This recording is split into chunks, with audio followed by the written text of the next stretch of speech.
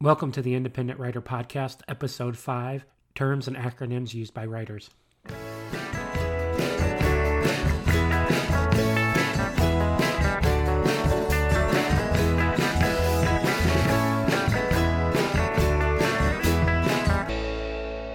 Welcome back to the Independent Writer Podcast. I'm your host, Ryan Medina. Thank you for joining us again. I'd like to remind you that all the information about today's podcast can be found on my website, independentwriterpodcast.com, and you can always reach me on Twitter and Instagram at IndieWriterPod. You can also check out our Patreon page under Independent Writer Podcast. Today we're going to talk about terms and acronyms used by creative writers. We're going to cover two different things. We're going to cover common terms and the definition of those terms that are used by writers in the writing community when talking about creative writing, things like novels and whatnot. And we're also going to talk about acronyms that are frequently used, especially places like Twitter and Instagram where characters are limited. So writers have come up with acronyms to represent certain things. And it's always good to know what those are so that when reaching out to the writing community online, you know what people are talking about and you can engage in the conversation. Starting with common terms, there's a whole bunch of terms we're just going to go over and a little bit of explanation on the terms and the important things to know about writing so that as you're doing this, these are things that people will mention as part of your writing that you need to be aware of as you develop your skills as a writer. Let's get into some of the terms now. So the first term we're going to talk about is exposition. Exposition is writing that explains. It's always a fine line in writing to know how much exposition to use. You don't want to explain too much. You want the reader to discover things out as an organic part of the writing through conversations, through actions, through people telling the story, rather than just simply laying out, this is the history of something. That gets kind of boring for readers, and it's not a very popular thing to do in today's writing.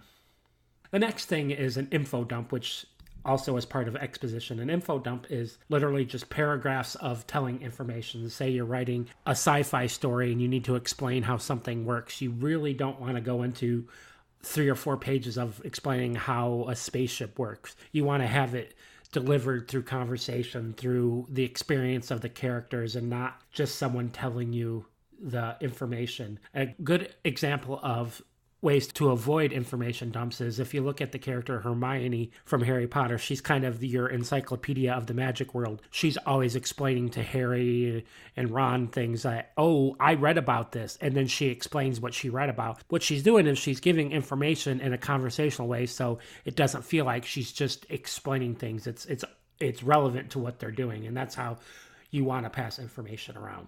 Next will be some terms that are used for characters in your book and how your story's told. So the first one is point of view.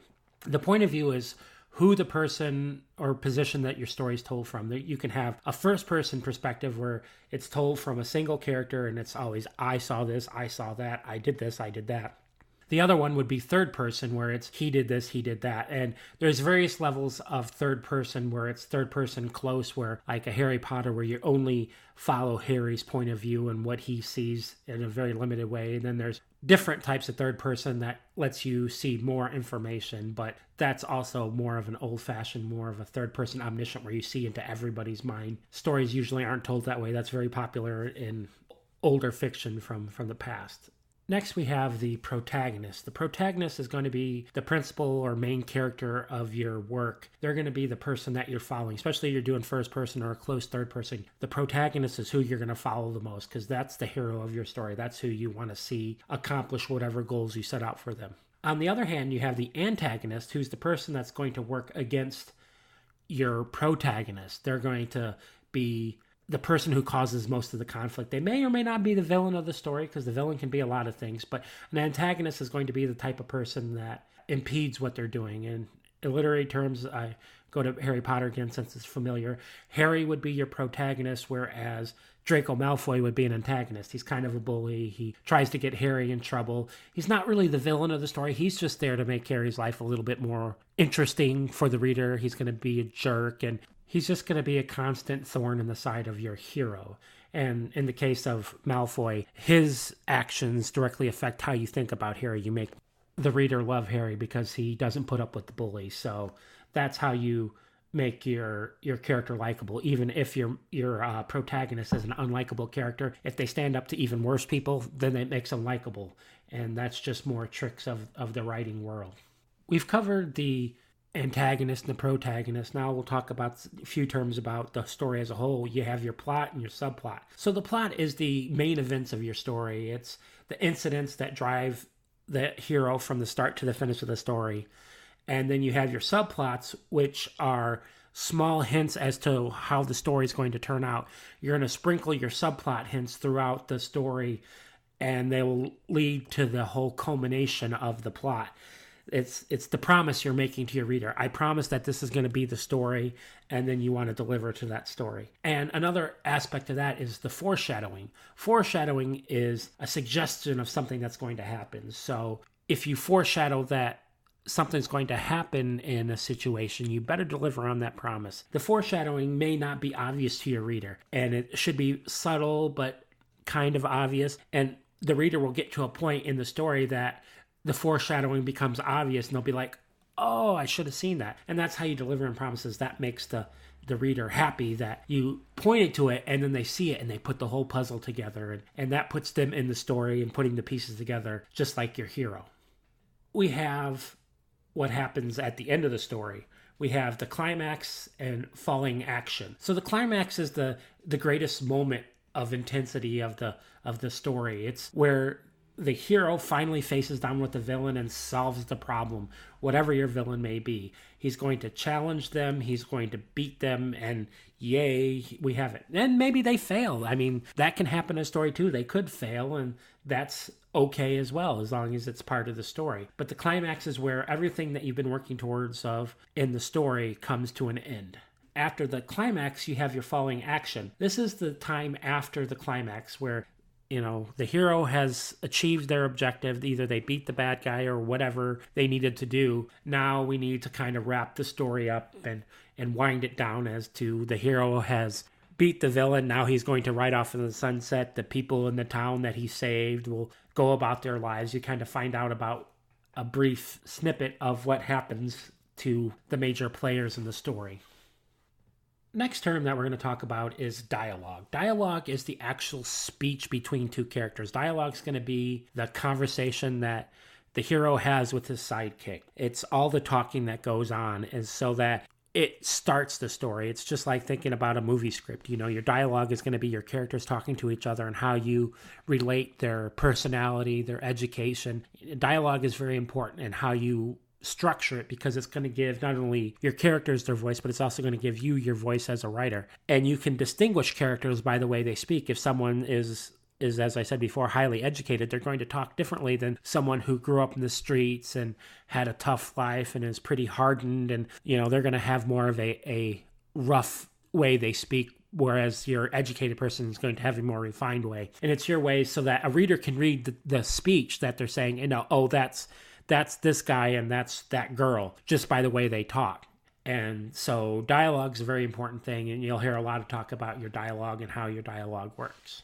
Next couple terms are going to deal with things of big literary ideas and stories, like the theme. The theme of a story is what's gained from the language, the characters, and the actions. It's going to be what your hero needs to learn about themselves or their situation, and learn the theme, and that's going to lead to the climax of the story. He may need to learn that I have to love others as much as I love myself. Could be a selfish person and they need to learn not to be selfish. That could be the theme of your story. It could be they need to learn to be selfless, or whatever you decide the theme of your story should be. So you should always have a theme to your story, and it should be defined early on so that your whole story builds towards the characters learning that theme. Next thing is a cliche. It's a saying, image, or idea that has been used so much that it's almost uncreative. It's the idea of how a vampire should act. Many cliches around vampires, are they bad? Are they happy? A lot of stories recently, you think of the Twilight stories where you have sparkly vampires, and a lot of people were upset about that because that doesn't fit the cliche of how vampires should be. But that's the great part about writing is you can take a cliche and turn it on its head and make it exciting as part of your story, or you can run with it. Cliches aren't necessarily bad, they're just overused, and everything's been used in some point. So what you have to do is take that cliche and make sure you use it in a unique enough way that it's interesting for someone to read and doesn't feel like, oh, I've seen this story 1,000 times. Which also leads into the next thing, is a trope. A trope is a figure of speech, a theme, an image, a character, a plot element that's used over and over again. A great idea of a trope is like in action movies where your action hero always has a witty line to say when he kills a bad guy. You think of Arnold Schwarzenegger and "I'll be back," that type of thing. That's a trope. The bad guy saying something after he kills the bad guy. Hey, he's got more holes in him. I'm very bad at thinking of this stuff off the top of my head, but that's the idea of a trope is Bruce Willis screaming, "Welcome to the party, pal," in Die Hard when he gets the cop involved, when he finally realizes something bad's going on in the tower. That's very much a trope, is your action hero saying something, very smart to somebody after they do it, not necessarily to a person, just in general for the audience to know that they're a witty guy. The next terms we're going to talk about have to do with elements of a story, and one of the big ones that you'll find that is very helpful in a story writing is the cliffhanger. That's when a story or plot line suddenly ends, or a large plot twist happens and is left unresolved. It's ending a chapter on, he opens the door and says, "Oh my God." You don't know what he saw, but you're going to have to turn the page to find out what he's seeing, and that's a cliffhanger. You want to use cliffhangers a lot in your stories because that keeps the reader on the edge of their seat, wants them to continue reading the story. If it's always predictable and they always know what's happening, they're going to put the book down and say, "Yeah, I know what's going to happen." So cliffhangers are a great way to break up the story, add something unexpected to it, and add some intensity to the characters by having something happen. You have to be careful with your cliffhangers. You don't want to make it too crazy, which leads to the next term, is Deus Ex Machina, which if you ever see it and you think you know how to pronounce it, it looks like Deus Ex Machina. What it is, it's Latin for God from the machine. It's when some new character, force, or event suddenly shows up to solve a seemingly hopeless situation. You have to be very careful about that. You don't want your hero to be sinking in a pit and then somebody shows up in a miracle to rescue them. That's not very believable. You want your character to get themselves out of their situation on their own. That makes them more heroic. When somebody always has to show up to save them, that gets to be boring. He's in a bad situation. Someone's going to come and save them. So you want to make it so that your characters get themselves out of situations so that when they're in a bad spot, the reader worries about whether or not they're going to be able to get out of it. Now, that's not to say that they can't be rescued by somebody. If you built it into your story that someone's going to come and try to help them, then yes, they can show up and save them, but it has to be built in. Don't just randomly have some white knight show up out of nowhere to save your hero. That gets to be a little bit annoying for your reader. And that goes along with the characterization. That's another great term that you'll see. And that's the process through which a writer makes a character seem real. How you characterize your people in your story is what makes them real to the writer. That's going to be the flaws and the abilities they have. It's making sure that they're not too perfect, that they're not too bad. You want your bad guys to have redeeming qualities where your heroes want to have some bad sides too, because everybody has a little bit of light and dark in them. You don't want them to be all pure and good, unless that's really for a big literary reason that's part of your story. Otherwise, they just seem boring and singular in who they are. You want them to have multiple layers. So make sure that as you characterize your characters, you'll understand that they're real people, and your readers will as well.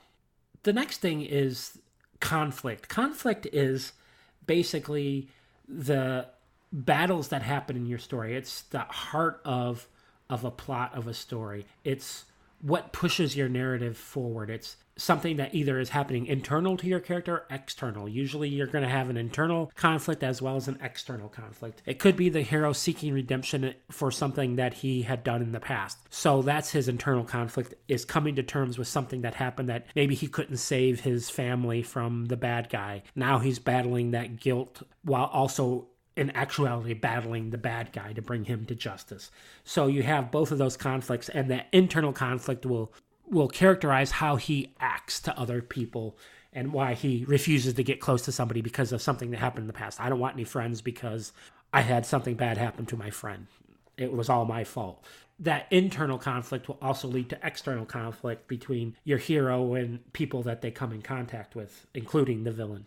The next term we're going to talk about is genre. Genre is a category of literature based on its content and style. Some common genres that you probably have heard of are science fiction, fantasy, mystery, short story, horror, romance, and historical fiction. All of these different genres is how stories differentiate themselves from other stories. When you write a story, it's typically going to fall inside a genre, and people will want to read stories that fall within a specific genre, whether it be horror or romance or mystery. Readers tend to fall in love with a certain style and will read a lot in that certain genre. So when writing your story, you want to make sure that your story fits fairly well in a genre, and you can always have a couple genres. I've done that before. Is you can mix genres and have a science fiction mystery. You have to make sure that it's something that a reader can easily identify, because if they don't understand what type of story they're reading, they're going to get frustrated. It's all about making sure your story is unique but familiar enough to your reader that they feel comfortable in the story, that they have an idea what kind of story they're going to be reading. Next, we're going to talk about is voice. The voice is the quality that makes an author's writing unique and conveys the author's attitude, personality, and character. And you'll hear a lot about developing your author voice. And what that is that's going to be your style of writing. That's how you can read a Stephen King novel and know that that's a Stephen King novel versus reading a J.K. Rowling novel and knowing, oh yeah, that's definitely a Harry Potter novel, even if you don't get character names. The writer's voice is the way that writer conveys their stories. Each writer develops their own voice and storytelling style, and they stay pretty loyal to that style because that's who they are. That's how they like to tell stories. And you'll have to develop your own voice as well. I have to develop my voice. I'm still working on my writing voice.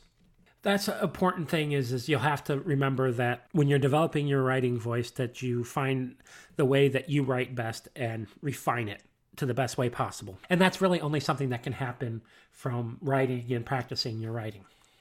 Now that we've covered some of the major terms of writing, we're going to cover some terms that happen after you've written your book. And that's an alpha reader and a beta reader. What an alpha reader is that's a non-professional first reader of your work who provides feedback and advice. It also can be referred to as a critique partner, who's someone that gives you immediate feedback on early versions of your work. You may have barely done any editing or changing of the work, but you just want to know, does this sound reasonable? Does this story sound good? And that alpha reader or critique partner is going to give you some immediate feedback as you're writing it. You may not have even finished your draft yet, but you want that immediate feedback so that you can refine your work and make sure that you're on track with doing something quality. It's just great to have other writers looking at it, because you stare at this stuff and you're writing it over and over again that you might miss something, whereas someone who's looking at it with fresh eyes won't. Which leads us to the beta reader. Once you have written your draft, gone through your alpha readers or critique partners, you've done some editing, you've modified your story, you've tweaked a lot of it, you turn it out to beta readers, which are just, it could be a set group of people you have, it could be random people you find that read your story and give you feedback on what they feel about it. It's a great way to get new perspective on a more finished version of your story. It's not going to be the end version, but it's going to be a more complete version. And they're going to give you feedback that says, oh, this isn't really good. This didn't work for me. I didn't like this. I love this part. I like this character. I don't like this character. And you can ask them specific questions about, how do you feel about this person? It's really up to you how you want to get your beta writer feedback. And there's plenty of information available online for that. And at some point, I'm going to go over doing beta reading in another podcast, but that's really what a beta reader does for you. Another thing that I'm going to cover is a term that may come out from your beta reading, and it's important to you, the characterization of your characters, and that's a Mary Sue. A Mary Sue is a stereotypical perfect female character. There is actually a male version. It's called a Marty Stew. I don't know who came up with these names, but that's what they're called. If you want an idea of what a Mary Sue character can be like, many people feel like Rey from the new Star Wars movies is a Mary Sue, that they haven't developed her character enough to explain why she's so good with the Force right out of the gate. By the end of The Force Awakens, she's using a lightsaber like she's a seasoned Jedi. It's like, well, how did she get so good with a lightsaber when Luke had to train so much and he still got beat up pretty bad by Darth Vader? That's just a term that you'll hear, And it's not a complimentary term to say that your character is a Mary Sue. And I should go on record as saying, I don't know if I think Ray's a Mary Sue. I think that her character, hopefully in the next movie, will get some refinement that makes me feel better about who she is. That's a good portion of the terms that we've covered. And I think that gives you a good basis of things to look for and know what they mean as you're going into writing. Now we're going to go over to some of the common acronyms, which are going to be acronyms of terms we've gone over or variations of that. So the first term we're going to go over is the MC. That's going to be the main character. That's just another word for your protagonist. And that's very popular, especially like if you're doing Twitter chats, you'll talk about your MC because you want to save characters to get your point across in 220 characters. The next thing is POV, and that one's frequently used even if you're not saving space. I mean, that's kind of the give all for point of view is the POV. Is it a third POV, first POV, that sort of thing. So that's an important one is you'll see POV all the time. The next term is CP. That's the critique partner, which I talked about earlier. That's your alpha reader, your critique partner, your person who's going to read your writing early on. The next term is manuscript or MS. So the MS is just a abbreviation for manuscript. Your manuscript is your completed writing, whatever that be. It could be a short story, long story, novel, whatever, and that's just your manuscript. Next term is you'll see writers talking about who wants an ARC of my book. What an ARC is an advanced reader copy, ARC. And this is a copy of the book that's before the final version's released that they want people to read so that they can get early reviews of their story to build up excitement and hype for their story. They want other writers who have online presences to read their story and put reviews out there of their books to say, oh, it's a great story, has good heroes, great climax, whatever. And so that's what the purpose of an ARC copy is it's to give out to the world to have specific people read your story before you actually release it. Another term that you'll see is the WC. That's your word count.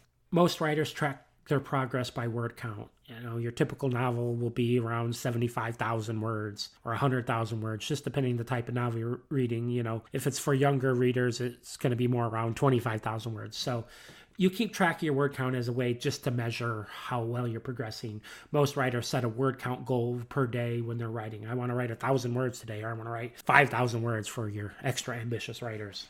So that's just the term that you'll see thrown around a lot is writers talking about their word count. The next term is WIP. That's your work in progress. That's what you call your story as you're working on it because you may not have an official title for it. You don't want to give away too much information yet because your story's always changing. So you call it your WIP. That's just my WIP, my work in progress. Next three ones are different types of books that people put out. YA for young adult, NA for new adult, and MG for middle grade. So young adult is going to be your high school age books from like 13 to 18. Your Twilights, your Hunger Games, those are considered young adult novels. NA to the new adult, that's going to be early 20s, going to be books set about people who are, in college or just out of college and restarting their life. Whereas middle grade is set for like 12-year-olds, 10 to 12-year-olds in middle school type thing. It's going to be your Goosebump novels are considered a middle grade novel. We've covered a lot of terms and acronyms today, but I think they're important to know. And please go out to my website. I'm going to have a complete listing of all this with the podcast notes so that you can go over these again and familiarize yourself with all of these terms and acronyms. They're not all going to apply with what you do, but be sure you learn the ones that are going to mean the most to what you're doing. Thank you again for joining me for my podcast. I hope this one was helpful. It was a lot of information and not so much conversation, but it's an important part of writing that you start to learn the nuts and bolts of writing, and that's kind of what this one was about. So if you like what you heard, please visit our social media at Indie Writer Pod on Instagram and Twitter. Be sure to go to my website for the information on this podcast at independentwriterpodcast.com. And if you really want to support the channel, go visit our Patreon page. You can get a link to it from the website. And I thank you for joining me.